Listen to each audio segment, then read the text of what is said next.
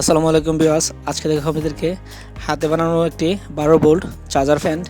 এই ফ্যানটি অল্প কিছু পার্টস দিয়ে ফ্যানটি বানানো হয়েছে। আর এই ফ্যানটি 1 বছর আগে বানানো হয়েছে। এই ফ্যানটি 1 বছর ভালোই চললো, খুব ভালোভাবে সার্ভিস দিল। আর এই ফ্যানটি কীভাবে বানানো হয়েছে আজকে আপনাদেরকে বিস্তারিত দেখাবো। এই ফ্যানটি আমি 1 বছর আগে বানিয়েছি। এই ফ্যানটা 1 বছর আগে বানানো ছিল। এই ফ্যানটা আপনার প্রায় 2-3 মাস বন্ধ ছিল। ব্যাটারিটা 2 দিন বন্ধ থাকার কারণে একটু বসে গেছে। এখন চার্জ দিলে ব্যাটারিটা ওঠার সম্ভাবনা আছে। এটা চেক দিয়েছি, ব্যাটারিটা মোটামুটি ভালো আছে। তো খালি একটু সুইচে সমস্যা হয়ে গেছে, সুইচটা আমি চেঞ্জ করে দেব। আর এই ফ্যানটা দেখুন, অল্প কিছু পার্টস দিয়ে তৈরি করা হয়েছে। একটি 2200 মাইক্রোফ্যারাড ক্যাপাসিটার 25 ভোল্ট আর 2টা ডায়োড 5 ভোল্টের, আর আপনার 12 ভোল্ট একটি ট্রান্সফর্মার 3000 এম্পিয়ারের, আর কি 12 ভোল্ট ব্যাটারি লাগানো হয়েছে।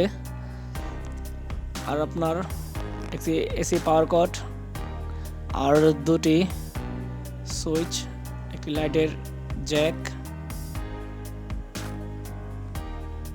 একটি লাইটের সুইচ, এটা হচ্ছে ফ্যানের হাই লো স্পিড বা অন অফ সুইচ। আর এটা দেখুন তারগুলা কোনটার সাথে কানেক্ট করেছি, তো আপনারা দেখলে বুঝতে পারবেন। আর এটা আপনারা নিজেরা চেষ্টা করলে বানাতে পারবেন, বা এটার মধ্যে অল্প খরচেই বানানো যাবে।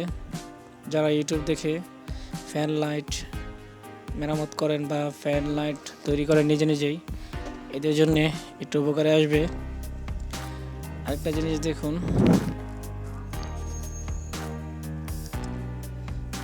ডায়োডের রেজিস্ট্যান্স দেখাইতেছি N54 ভিউয়ার্স। এটা আপনারা খুব সহজে বানাতে পারবেন অল্প টাকায়। আর এটার সাথে আপনার 12 ভোল্ট একটি ফ্যান আছে 5 ওয়াট। হয়তো ভিউয়ার্স, যদি আপনারা এই ফ্যানটি নিজেরা বানাতে পারেন তাহলে খরচ হবে 2 থেকে 2,500 টাকা। আর যদি আপনারা কোনো দোকানদারের মাধ্যমে বানিয়ে নেন তাহলে এটা 35 থেকে 3800 টাকা বা 4000 টাকা নিচেই থাকবে। আরেকটা বিষয় মাথায় রাখবেন, আপনারা এই ফ্যানগুলা শীতের মধ্যে অবশ্যই চার্জ দিয়ে রেখে দিবেন আর মাঝে মাঝে চালাবেন, তাহলে ব্যাটারিগুলো ভালো থাকবে, ফ্যানগুলো নষ্ট হবে না, আরামসে চালাতে পারবেন।